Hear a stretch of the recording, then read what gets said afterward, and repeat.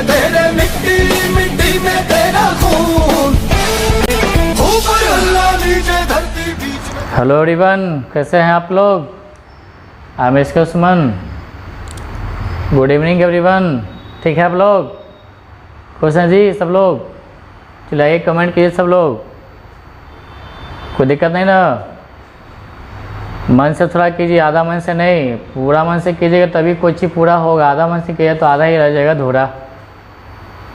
समझ में आएगा ये बात ना? इसलिए पूरे दिल शिद्दत से लगे, पूरा काम होगा। ठीक है ना? नहीं तो फिर होगा a little knowledge is dangerous thing. अधजल गगरी छलकत जाए, मतलब क्या है ना, ये वाला हाल हो जाएगा। आधा नॉलेज नहीं, पूरा नॉलेज लीजिए किसी भी चीज़ का। आप पूरे बढ़िया से एकदम शिद्दत से कीजिए। ठीक है ना? अधूरा ज्ञान खतरे से खाली नहीं होता है। ठीक है ना? आधा बात सुनने के बाद ही डिसीजन नहीं लीजिए कोई भी चीज़ को, और आधा क्वेश्चन पढ़ने में ही उसका आंसर मत निकालिए, नहीं तो आंसर गलत आएगा हमेशा। इसलिए पूरी बात समझिए, पूरी क्वेश्चन समझिए, उसके बाद तब रिप्लाई दीजिए, अच्छा रहेगा। ठीक है ना? बढ़िया से, ऐसा नहीं कि थोड़ा सा सुने और एकदम बनाना शुरू, थोड़ा सा सुने रिप्लाई देना शुरू, ऐसा नहीं। कंप्लीट समझिए कि क्या इशू है, क्या मैटर है। ठीक है ना? क्वेश्चन में तो समझ में आएगा पूरी बात। ठीक है? और नहीं मेहनत करिएगा तो आगे जाके दिक्कत होगा। खुद के साथ ईमानदार रहिए, नहीं तो खुद को धोखा मत दीजिए। ठीक है ना?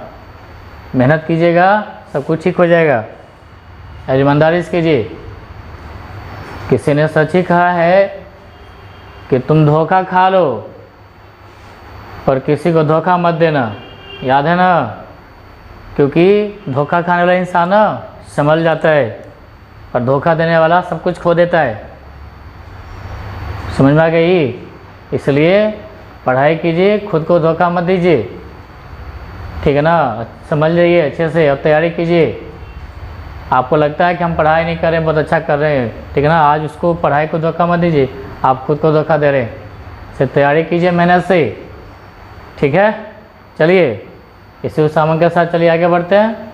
और सिचुएशन का आज तीसरा दिन है ना, थर्ड डे है। अभी जब तक चल रहा है एग्ज़ाम 25-26 तक चलेगा तो मिलेगा। ये हो सकता है कि आगे जाके टॉपिक वाइज भी कर देंगे। हर टॉपिक वैसे रेशियो हो गया, एवरेज जो हो गया, time and work, time and distance, percentage, profit loss, CSI, partnership, alligation, mixture, सब आपको जो DI वगैरह सब ना टॉपिक वाइज कर देंगे। सब एग्ज़ाम के लिए अच्छा रहेगा। बोल देंगे इस एग्ज़ाम के लिए ठीक है, इस एग्ज़ाम के लिए ठीक है, ऐसा भी टॉपिक वाइज कर देंगे ना। प्रैक्टिस आपका आराम से हो जाएगा, रिवीजन भी हो जाएगा आपका। अभी ये टेस्ट प्रैक्टिस में मिक्स करके दे रहे हैं, सब क्वेश्चन मिला करके। जो आया हुआ है आपको, जो चल रहा है आज से पहले, कल का भी कुछ क्वेश्चन रहेगा उसके आधार पे, और जो क्वेश्चन आ रहा है उसके आधार पे भी देंगे। जो आ चुका वो भी क्वेश्चन दे देंगे आपको, ताकि आइडिया मिलेगा कि एग्ज़ाम जो जिनका बच्चा है वो अच्छे से दे सकते हैं। ठीक है ना? अलर्ट हो जाइए। चलिए आगे देखिए। चलिए दे रहे हैं आपके पास सवाल, बनाइए इसको। ठीक है? चलिए सवाल बनाइए। कल भी लगता है दिए थे RRB वाला में, इस तरह का सवाल आया था डिजिट में। ये आया हुआ है आपको 19 तारीख के एग्ज़ाम में, कल प्रीवियस कल जो एग्ज़ाम हुआ था। ठीक है? देख लीजिए कोई ना कोई सिर्फ में ये आया है सवाल, तो बनाइए। क्या होगा? ये तो आसान है, तो 10th लेवल का क्वेश्चन है, बच्चा वाला सवाल है। जवाब दीजिए क्या होगा। बनाइए बनाइए, ऑप्शन और कमेंट कीजिए जल्दी जल्दी। यहाँ देखिए A के जगह पे A ही है, A बराबर A ही है, B के जगह पे -B दिया है। ठीक है? और C के जगह पर C है, तो 1 + अल्फ़ा दीजिए, जल्दी कमेंट कीजिए। अल्फ़ा इंटू बीटा, यहाँ बीटा प्लस अल्फ़ा होगा। तो मोलों का सम दिया है, तो -B/, तो माइनस तो ऑलरेडी है ही, -B/A, B की जगह पे -B है इस, अब /A, alpha into beta C/A, C का C A और A ही है, C/A से कट गया, -+B/C आ जाएगा। ये ऑप्शन नंबर A होगा 1 का। चलिए अगला सवाल लिखिए। चलिए इसको बनाए। ये तो आसान सा सवाल है, ये भी 19 तारीख को ही आया है। सेम टू सेम डिजिट, बताइए क्या होगा। 12.5 का क्यूब है यहाँ पे, ठीक है, और 7.5 का क्यूब है, 12.5 का स्क्वायर है, 7.5 का स्क्वायर है, ये 12.5 इंटू 7.5 क्या होगा। जल्दी बोलिए, कमेंट कीजिए जल्दी, देरी नहीं कीजिए। चलिए ये मानिए बी में ऐसा सवाल पीछे पढ़ाया हुआ है, ए क्यू प्लस बी क्यू, तो जब कभी ऐसा सवाल रहेगा तो दोनों खाली जोड़ दें, आंसर आ जाएगा 12 7 19 से 20 आ जाएगा बस, क्योंकि ए क्यू प्लस बी को फॉर्म में तोड़िएगा तो ए प्लस बी बचेगा, ये तो पूरा ऐसा आ जाएगा ऊपर में कट जाएगा ये ऐसा फॉर्मूला पे, ठीक है। चलिए अगला सवाल लिखिए। ये भी देखिए 19 तारीख के हुए आया पर कल जो है, ठीक ना, sine 60 into cos 30 sine 30 cos 60, सबका मान पुट कर दे आंसर आ जाएगा।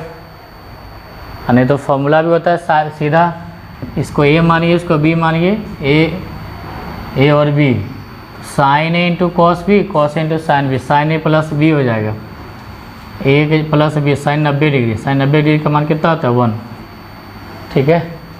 Sign A cos B plus cos A sine B होएगा, तो इसका फॉर्मूला होता है साइन ए प्लस बी, 60 अभी 30 90 हो जाएगा इस फॉर्मूला पर। चलिए अगला सवाल लिखिए।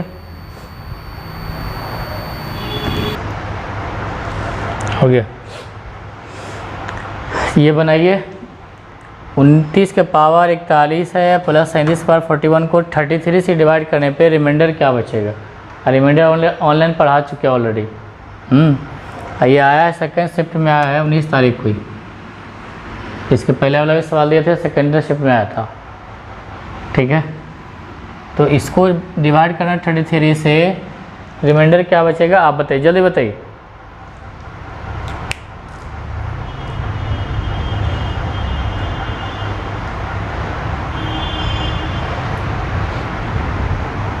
बताइए राहुल, स्नेहा, अंजलि, उर्वशी, दीपिका, सोनिया, सौरभ, दीपक, संजय, पवन, ऋषिता, हर्षिता, कुमली, जवाब दीजिए। प्रियंका, पूजा, मुस्कान और तुमन, जट्टू, कमेंट कीजिए जी। सौरभ,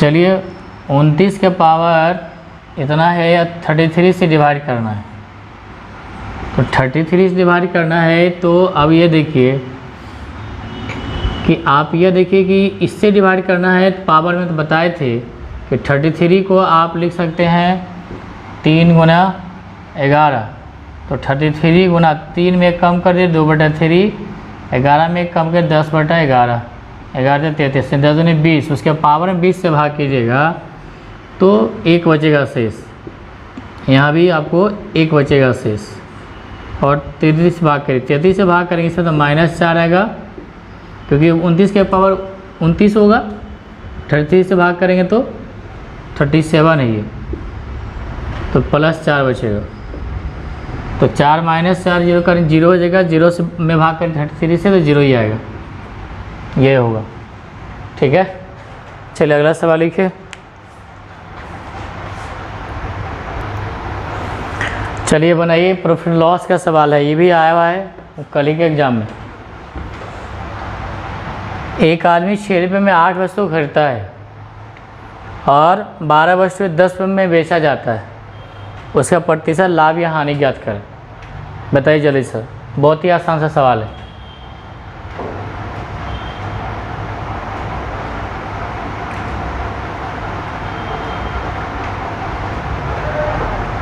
आगे आंसर जल्दी कमेंट कीजिए।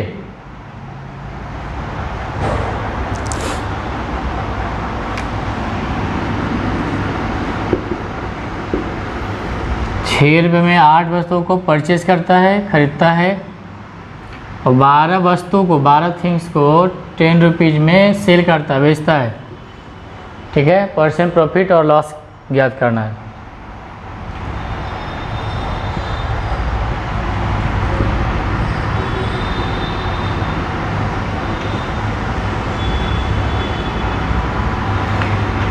देखिए, रुपया ऊपर वस्तु नीचे, यानी कि एक वस्तु की कीमत आया और 10 रुपया में 12 वस्तु, 12 से भाग करेंगे यानी कि एक वस्तु के विक्रय मूल्य आ गया। यहाँ एक वस्तु का क्रय मूल्य आ गया, रेशियो निकाल दीजिए।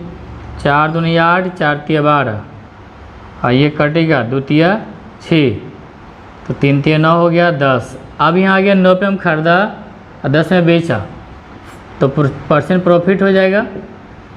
1 रुपया का खरीदा, 1 रुपया प्रॉफिट, 9 CP है, गुने 100%, तो 11.1/9% आएगा B।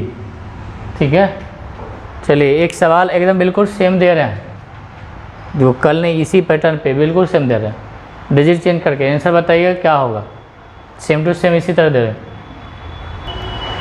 चलिए इसको बनाइए, तो लिखा हुआ है एकदम बिल्कुल सेम सवाल दिया है। 10 रुपये में 11 वस्तु खरीदता है, 10 रुपीज़ में 11 थिंग्स खरीदता है, और कहता है कि 10 वस्तु को 11 में बेचता है। यहाँ पे 11 वस्तु को 10 में खरीदता है, यहाँ की 11 रुपये में 10 वस्तु बेच रहा है। ठीक है ना, परसेंट प्रॉफिट लॉस ज्ञात करना है आपको। परसेंट प्रॉफिट हो सकता है, परसेंट लॉस भी हो सकता है, क्या होगा ये बताना आपको। बिल्कुल सेम सवाल है, और सोची CPS पे लिखिए, कमेंट किए सब लोग।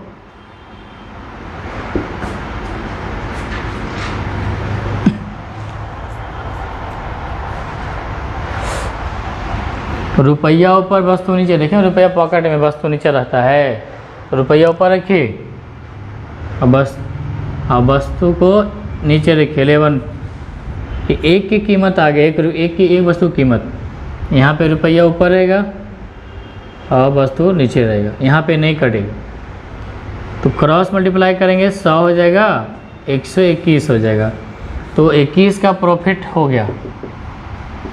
कितना में? 100 में। प्रतिशत निकालने के लिए 100%, वैसे भी 100 में जो प्रॉफिट होता है वही परसेंट प्रॉफिट होता है, काट दीजिए, 21% आ गया।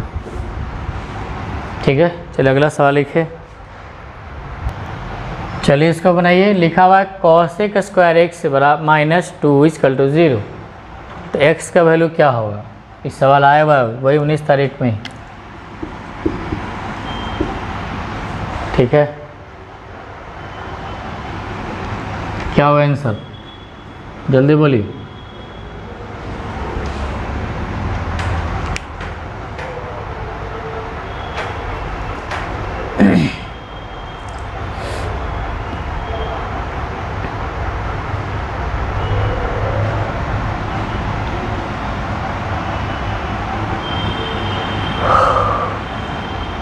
कुछ नहीं करना है, इसको उस साइड ले जाइए तो माइनस का प्लस हो जाएगा, 2 उधर हो गया, स्क्वायर हटेगा तो रूट हो जाएगा उधर। तो कॉसेक कितना डिग्री बराबर √2 होता है? 45 डिग्री। साइन 45 का 1/√2, साइन का उल्टा होता है कॉसेक, साइन 45 का उल्टा 1/√2 को उल्टा √2 हो जाएगा। ठीक है, चलो अगला सवाल लिखिए। ये बताइए क्या हुआ इसका आंसर?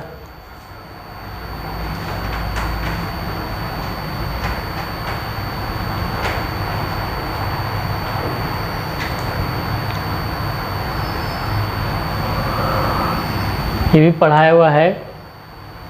ठीक है, ऑनलाइन में तो नहीं पढ़ा है, अभी ऑफलाइन में पढ़ाया हुआ है। इतना का होल इसका बराबर 3 है, तो इसका मान क्या याद कीजिए। पढ़ा हुआ तभी बना पाइए, नहीं पढ़ा हुआ तो नहीं बना पाइएगा। इसको आप लिख सकते हैं या करके कि x + 1/x = √3। तो यहाँ पे जब हल करेंगे ना, आप चाहे तो लघुत्तम ले लीजिए या होल क्यू कर दीजिए। ठीक है ना, तो आपको मिलेगा x का पावर 6 = -1 आएगा। तो ऐसे सवाल में क्या कि जब कभी ये वाला रहेगा दिया हुआ, ये चाहे ये, तो यहाँ पे 6 पावर का डिफरेंस रहेगा तो 0 होता है, 0। ये भी 6 पावर का डिफरेंस है तो 0 होता है, ये भी 0 होता है। अब पूरा 0 हो गया तो क्या बचेगा 1, तो यहाँ पे 1 हो गया। समझ में आ गया बात, कोई दिक्कत नहीं ना। देखिए यहाँ पे होल स्क्वायर करिएगा तो x square plus 1/x square बराबर हो जाएगा 3 और -2 यानी कि 1 आ जाएगा। अब होल क्यूब कर दीजिएगा इसका, तो x⁻6 प्लस 1/6 बराबर 1 - 3 होता है। ठीक है, 1 - 3 1 क्यूब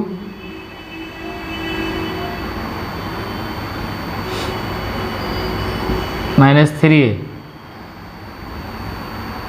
देखिए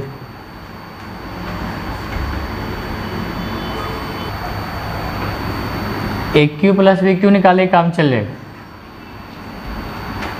1 क्यू प्लस 1/x³ बराबर, तो उसका फॉर्मूला होता है कि यदि x प्लस 1/x बराबर a है और x³ प्लस 1/x³ बराबर होता है 1 - 3 है, तो x प्लस 1/x √3 है, a के जब यही काम करेगा तो √3 का क्यू -3a तो 0 आ जाएगा। तो यहाँ पे क्या है कि इसका लघुत्तम लीजिएगा x³, यहाँ x⁻6 आएगा प्लस 1 और उधर 0 होगा, तो यहाँ पे x⁻6 प्लस 1 बराबर 0, x⁻6 बराबर -1 आएगा। ठीक है, अब ये दोनों हम देखिए कि इस दोनों को दिखा देते हैं कि कॉमन आएगा 102, x⁻6 बचेगा, इधर कुछ नहीं 1 बचेगा, और इसका मान -1 होता है, यहाँ -1 रखिएगा तो 0 हो जाएगा। 0 को जितना करेंगे तो क्या हो 0, वैसे समय कॉमन लीजिएगा तो 6 का डिफरेंस में 0 आएगा। देखिए यहाँ भी 6 का डिफरेंस में 0 आएगा, लास्ट में क्या बचा 1, 1 इज राइट आंसर। ठीक है, चलिए अगला सवाल लिखिए। ये भी सिचुएशन में आया, 19 तारीख के एग्जाम में आया है, देख लीजिएगा। इतना बराबर 8 दिया तो उसका वैल्यू निकालिए क्या होगा।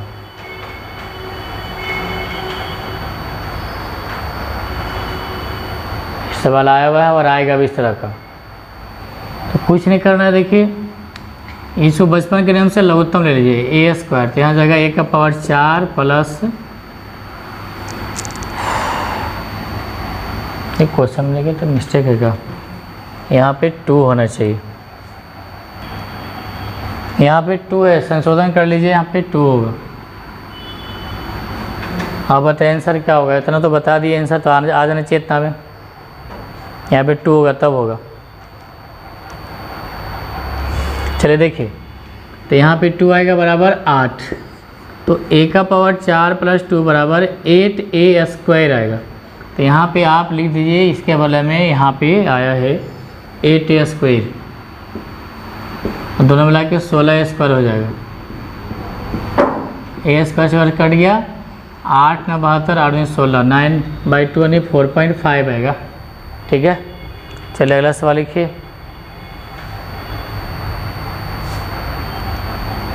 ये बच्चा वाला सवाल दिया है, आया हुआ सवाल बताइए, इतना आसान सा सवाल दिया है, बनाइए तो जल्दी सा सब लोग। cos a का मान दिया हुआ है 2 sin a, क्या होगा।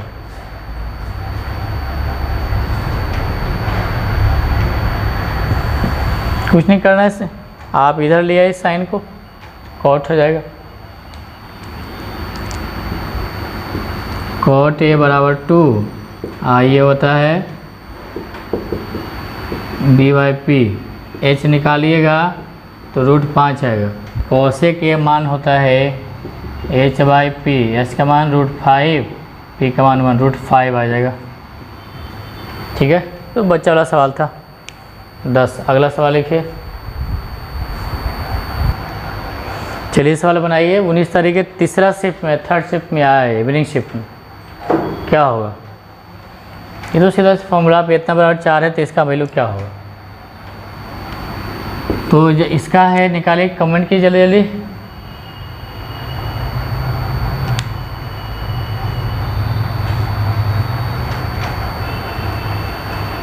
आ गया। इसको x² प्लस 1/x² बराबर होगा a² - 2 बराबर 14।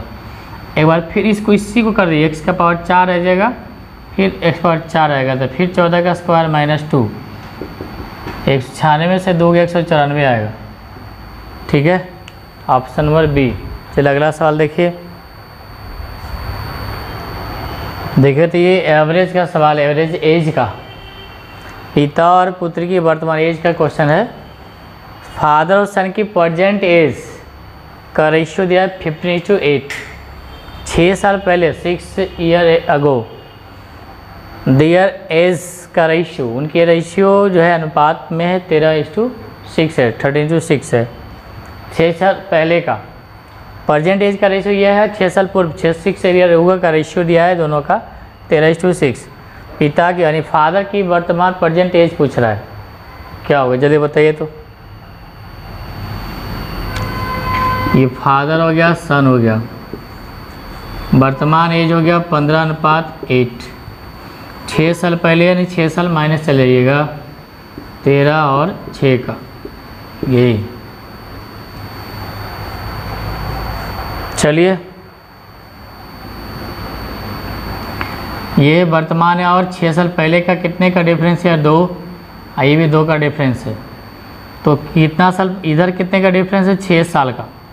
वर्तमान और 6 साल पहले में 6 साल का अंतर, तो 2 का मान 6 आ गया। पिता की उम्र यहाँ से निकाल लीजिए, 2 का मान 6, 1 का मान 3, 15 45 आएगा, 15 ईयर्स है, 45 ईयर्स से आ जाएगा। ठीक है, चलिए यहाँ से निकालते हैं तो 33 39, 6 साल पहले का 6 साल जोड़ देते तो 45 आ जाते यहाँ से भी। चलिए अगला सवाल लिखिए। चलिए इसको बनाइए, टाइम एंड वर्क का क्वेश्चन है। लिखा हुआ अकबर और अमर, इंग्लिश मीडियम वाला भी देख लीजिए। अकबर और अमर 30 दिन और 15 दिन में एक काम को कंप्लीट कर सकता है। अकबर करेगा 30 दिन में, अमर करेगा 15 डेज में। यदि अकबर 8 दिन तक काम करता है, 8 डेज तक काम करता है अकबर, उसके बाद छोड़ दिया, समझिए काम छोड़ दिया, और ठीक है ना, बाकी जो बच गया काम कौन करेगा?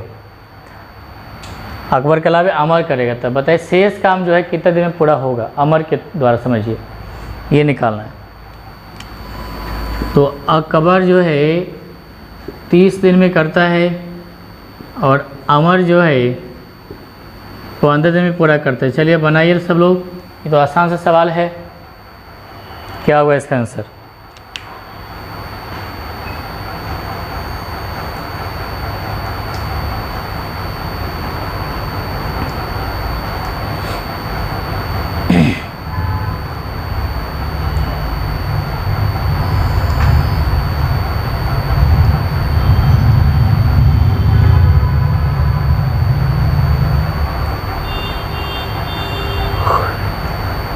बोलिए।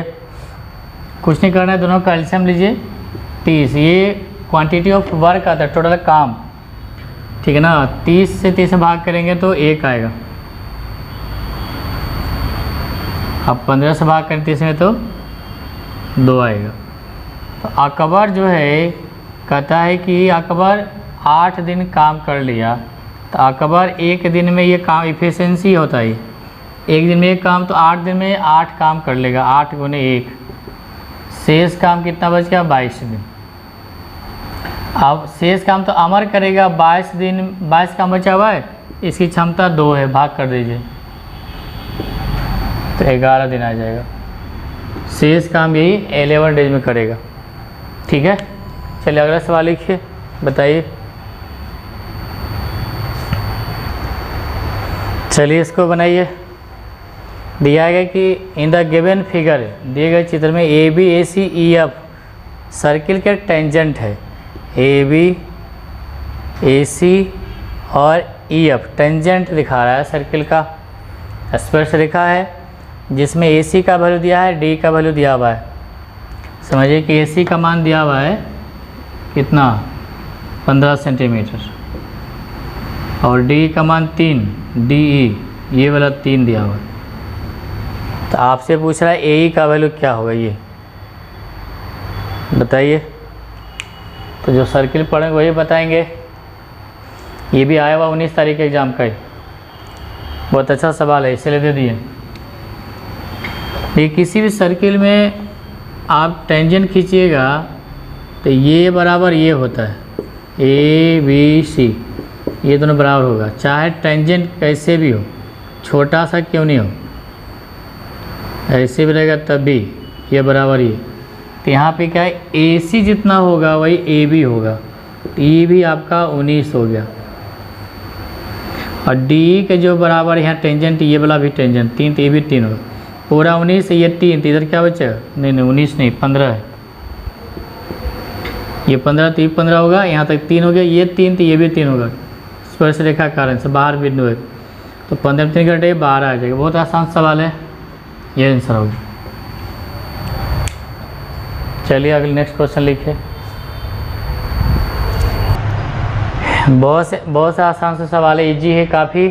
कहता है कि यदि संख्या कोई नंबर यह है, ये वाला कहता है 8 से डिविजिबल है, 8 से डिवाइड होता है, तो n का वैल्यू क्या होगा। n के जगह पे क्या रखिए, समझिए कि 8 से डिवाइड हो जाएगा कंप्लीट, ये पूछ रहा है। बहुत आसान सवाल है, क्या होगा।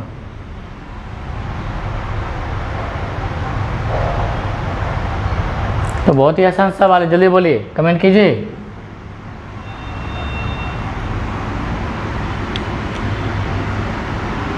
तो 8 का डिविजिबिलिटी रूल में पता है कि लास्ट 3 डिजिट 8 से कटना चाहिए, तो 5 8 यहाँ पे क्या होगा नहीं पता, तो 8 7 56, 2 यहाँ पे क्या रखें,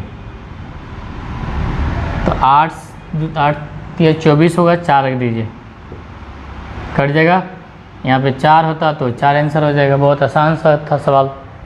चलिए नेक्स्ट क्वेश्चन लिखिए।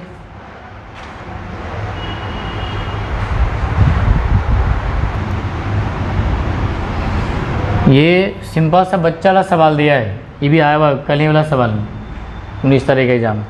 साइन 4 थीटा, साइन के पावर 4 थीटा है ये कॉस का 4 थीटा, 2 साइन स्क्वायर थीटा, ये तो बच्चा वाला सवाल, एकदम बच्चा वाला सवाल है। जवाब दीजिए।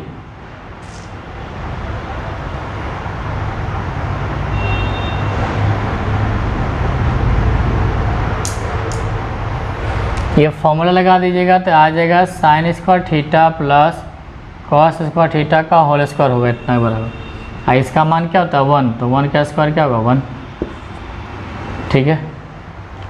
फॉर्मूला में कभी कभी फॉर्मूला में नहीं भी आएगा तो क्या करिएगा ना, थीटा का मान कुछ भी रख सकते हैं, ठीक है। तो थीटा का मान 0 रख दीजिए, कल बताए थे, तो 0 रखिएगा ना तो ये 0 हो जाएगा, समझिए ये 0 हो जाएगा। यहाँ थीटा का मान 0 रखिए तो 1 आएगा, यहाँ पे थीटा का मान 0 रखिएगा ना तो पूरा 0 हो जाएगा, तभी 1 आएगा। तो ऐसे सवाल फॉर्मूला में आ गया तो ठीक है, नहीं आया तो तभी आप थीटा का मान 0 90 कुछ भी रख सकते हैं, तुरंत ताज़ी का वैल्यू आ जाएगा, ठीक है। चलिए अगला सवाल लिखिए। चलिए बनाइए। SI का सवाल है, 4 ईयर और 8 ईयर्स के लिए 8% प्रति वर्ष की दर से एक निश्चित राशि पर साधारण ब्याज SI का योग 960 रुपया है। मतलब 4 साल और 8 साल के लिए रेट है फिक्स है 8% है, लेकिन टाइम अलग अलग है। दोनों से SI निकाले हैं उसका किसी प्रिंसिपल का, तो 960 रुपीज़ आता है SI का सम। तो आपको बताना है कि प्रिंसिपल क्या था हुआ, जिसका कि दोनों पे SI निकाले हैं तो 960 होना चाहिए। चलिए कमेंट कीजिए। ये पानी ठंडा है, बनाइए जल्दी।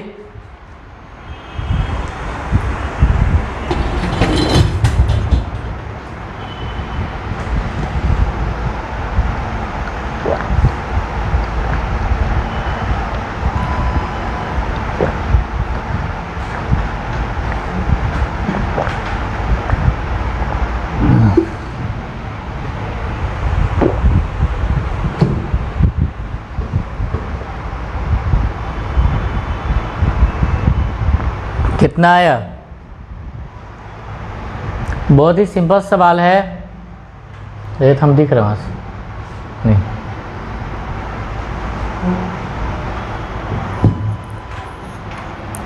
अब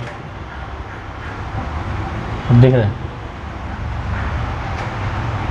रेट टाइम दिया गया 4 ईयर्स 8 ईयर्स, रेट तो फिक्स है, तो परसेंट SI जो होता है रेट इंटू टाइम, तो पहला का टाइम और रेट 8 चौका 32% SI होगा, दूसरा का नहीं, और दूसरा का 8 64% आएगा। दोनों का परसेंटेज साइज जोड़ेंगे तो 96% आएगा। और रियल में 960 रुपया दिया है। 96/100 960, इसको काट दीजिए 10, 1 बराबर 1000 रुपये आएगा। ठीक है, यह इसका आंसर होगा। चलिए, बहुत आसान सवाल था ये।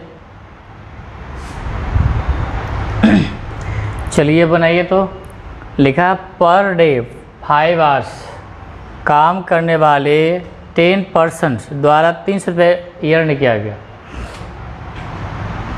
कहता है कि दिन में 10 आवर्स काम करने वाले 15 पर्सन कितना पैसा कमाएगा, ये पूछ रहा है। यानी कि डेली 5 घंटा काम करता है 10 लोग तो 300 कमा लेता है। अब डेली 10 घंटा काम करके 15 लोग कमाएगा तो कितने पैसा कमाएंगे, ये पूछ रहा है। बनाइए, आसान सा सवाल है।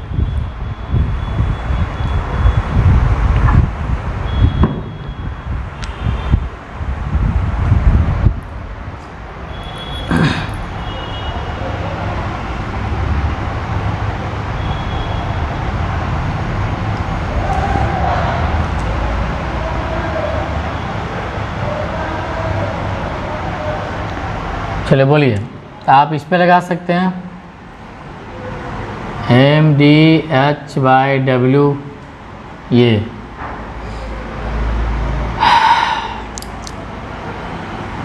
ठीक है ना। मैन डे आवर्स वर्क, तो ये 8 से 5 घंटा है और 10 पर्सन है, कितना पैसा कमाता है। काम और पैसा नीचे, एकदम आदमी ऊपर जाता है ना, अपने साथ क्या है ना, आदमी एम फॉर आदमी जो है दिन और घंटा समय ले जाता है, पैसा काम नीचे छोड़ के जाता है, तो पैसा नीचे रहेगा।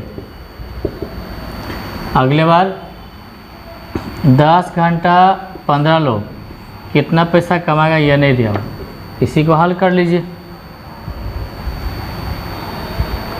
ये तो कट गया, यहाँ पे x लिख सकते हैं, तो 5 दिया 15, x का वैल्यू कितना, 30 दिया 90, 900 रुपीज़, 900 रुपये आ गया।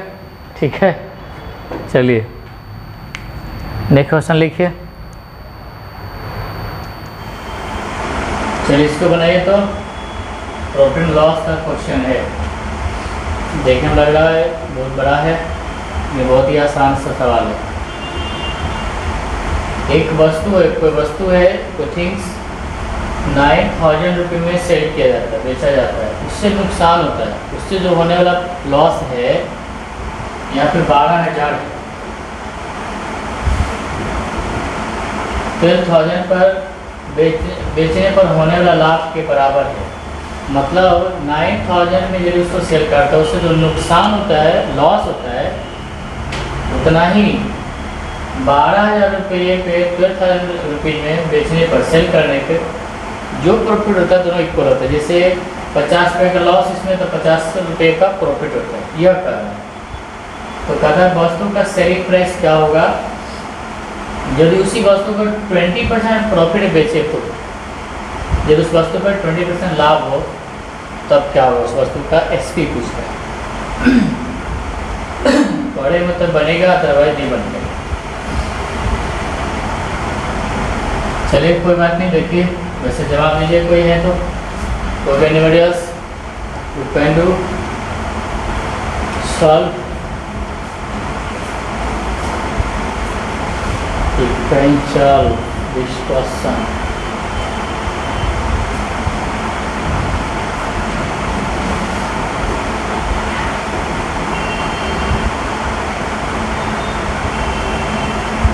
आया, कोई भी जवाब दीजिए, एनीबॉडी एल्स।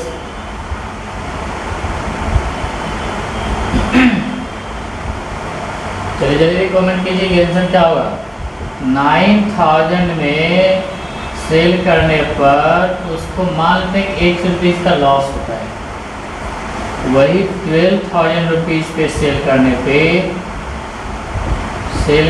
पर उतना ही का प्रॉफिट होता है। ऐसा सवाल को बस इतना ही लिखिएगा, हो जाएगा। दोनों का डिफरेंस, ये दोनों का डिफरेंस हो जाएगा 2x, तो -10 + 10 का अंतर जोड़ करेंगे तो 0 आ जाएगा, डिफरेंस तो 20 हो जाएगा अंतर। यहाँ दोनों का डिफरेंस, तो दोनों का डिफरेंस आएगा 300 और x का वैल्यू कितना आएगा 1500।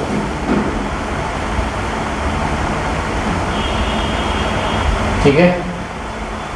अब है कि या तो इस ये इतना बेचा है इतना का लॉस हुआ, या तो इतना बेचा इतना का प्रॉफिट हुआ, दोनों में कोई इसमें तो घटाना पड़ेगा सीपी निकालने के लिए कॉस्ट प्राइस, इसमें जोड़ना पड़ेगा। इतना बेचा इतना का नुकसान हुआ, खरीदा कितना हुआ तो जोड़ दीजिए 10,500 आएगा। अब कहता है कि इसी को बेचना है 20% प्रॉफिट पे। ठीक है, तो 10,500 20% का प्रॉफिट का होल निकालने का 6/5 आएगा, क्योंकि 20% वाला 1/5 प्रॉफिट है तो 6/5 है। 6/5 से मल्टीप्लाई कर दीजिए, 500 जगह 2100, 26 12,600। इसमें ऑप्शन कोई नहीं है, 12,600 यहाँ पे 12,600। ठीक है, तो आप लोग पैसा लिख सकते हैं 12,600, ABCD नहीं रहेगा तो एग्जाम में कभी क्वेश्चन मिसप्रिंट हो जाता है, क्वेश्चन भी ऑप्शन भी, तो ये आपको समझना होगा। ठीक है ना, वैसे सवाल को जब क्वेश्चन गलत मिले तो रिप्लाई देने की जरूरत नहीं है, क्लिक करने की जरूरत नहीं है, आगे बढ़ जाइए। तो इसका आंसर 12,600 आएगा, यदि 12,600 ऑप्शन रहेगा। ठीक है, कोई दिक्कत है ना। चलिए अगला सवाल लिखो। चलिए सिंपल सवाल ही पढ़ाया हुआ, हम तो ऑफलाइन पढ़ाए थे तो पढ़ा हुआ बच्चा बना लेगा। ठीक है, ऑनलाइन करने क्लास थी इसका। लिखा 800 और 200 के बीच 800 से लेकर चलेंगे 801 इस तरह से, और 2000 के बीच। ठीक है ना, 13 से डिवाइड होने वाले कुल कितने नंबर होगा ये पता करना। ठीक है, तो इसका आंसर क्या होगा बोलिए। पढ़ा हुआ है बहुत सारे बच्चे जो आप जानते हैं, नीलू बसी सब जो है, दीपिका, हर्षिता, बनाइए क्या होगा इसका आंसर। सोनिया, अमन, सौरभ सब बनाइए, संजय, पवन, क्या होगा इसका आंसर। स्नेहा, राहुल, कोई भी। देखिए दो तरह का सवाल आएगा, 800 से 2000 के बीच, बिटवीन दे, या कहेगा 800 से लेके 200 तक, बिटवीन मतलब इसको छोड़ के इसको छोड़ दिया, इसके बीच जो कटने वाला वो पूछ रहा है। लेकिन कभी कभी पूछेगा 800 से लेके चलना है, इंक्लूडिंग 800 और 200, 800 से लेकर के 2000 तक, 13 से डिवाइड। तो उसमें टेक्निक क्या है, आप क्या कीजिएगा 800 में 13 से डिवाइड कीजिए, और 2000 में 13 से डिवाइड के बीच रहेगा ना, तो इन्हें आगे वाला में एक माइनस कर देंगे, नियम है कर लीजिए 1999 है। आप दोनों का निकाल के डिफरेंस कर लीजिएगा, डिफरेंस दिखाएगा, डिफरेंस कर लीजिएगा। ठीक है ना, और पॉइंट मत लगेगा, सीधा सीधे 13 से जिसे डिवाइड करेंगे ना 800 में 13 तक 78, 20 13 कम 61 आएगा, और इसको 13 से भाग करेंगे 1999, 13 कम 13 से 13 से 65, 9 5 4 और 9 13 39, 153 आएगा। मतलब दोनों का डिफरेंस करना है, माइनस आएगा मेंशन नहीं करना है। 3 में गया 2 और 15 से 92 आएगा, इसका टोटल 92 आएगा। ठीक है, तो देखिए थे ना। चलिए नेक्स्ट क्वेश्चन लिखते। इसमें आपको एक दिए रेजिंगर ट्रायंगल कॉट करना है, क्या वो ट्रायंगल होगा बताइए।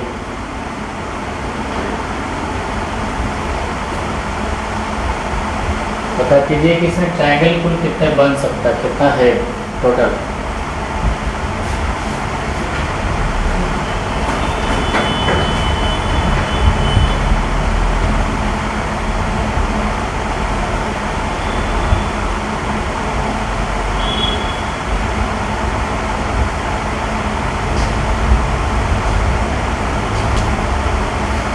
चलिए देखिए, कोई भी बताइए, जल्दी कमेंट कीजिए।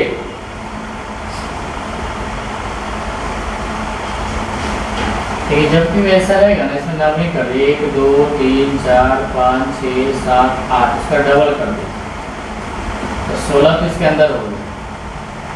बाकी 1 2 बड़ा 3 3 ये 3 6 3 9 3 12 16 और 28 है।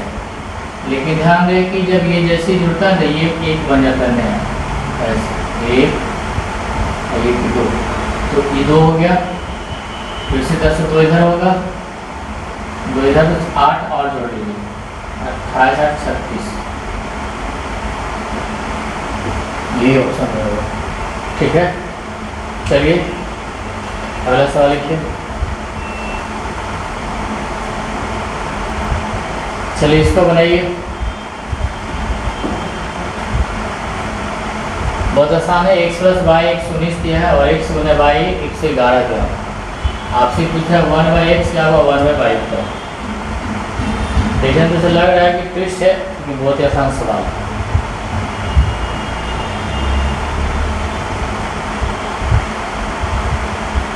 तो इसी को लेने में देगा कि दो संख्या होगा 10 का हो any two number is equal to 119 and product of their number their two number x और y का प्रोडक्ट दिया 111।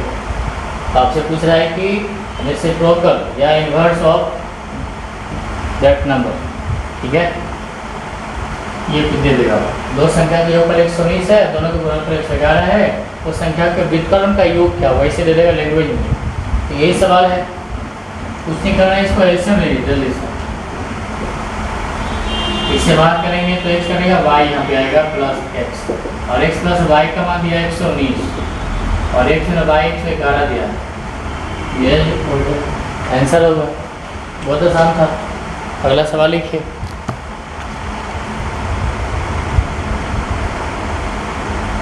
इसको बनाइए, एक सिंपल सा साइंस दिया है, लिखा हुआ है जर्मन सिल्वर में कितने % सिल्वर होता है, चांदी कितना % होता है।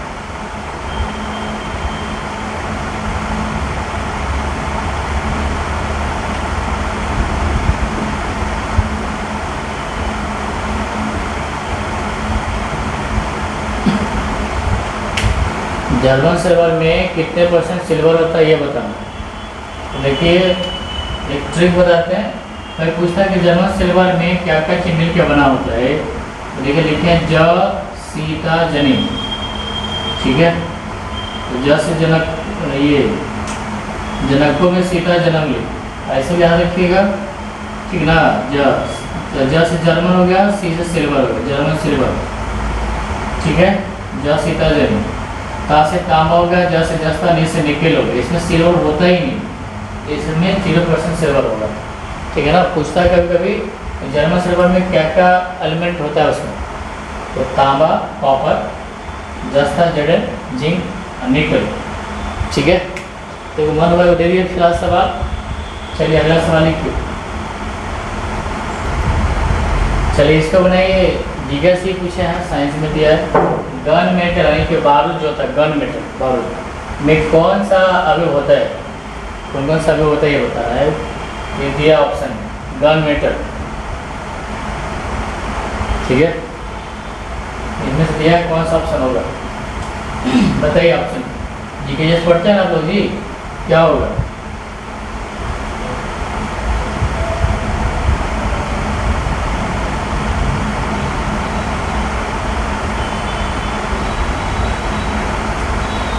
बताइए क्या क्या मिलकर बना होता है।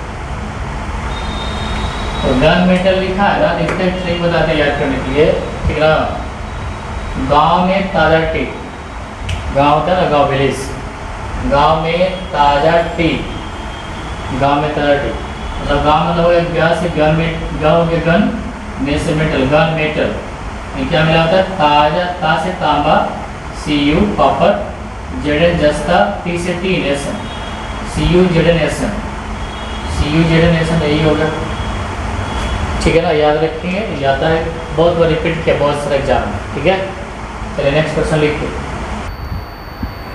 चलिए इसको बनाइए।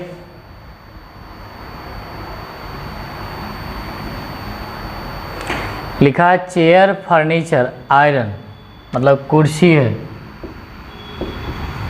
ये फर्नीचर हो गया, और आयरन मतलब लोहा का जो डायग्राम बनाइएगा, देखिए आता है वेन डायग्राम में क्या हो सकता है, बोलिए।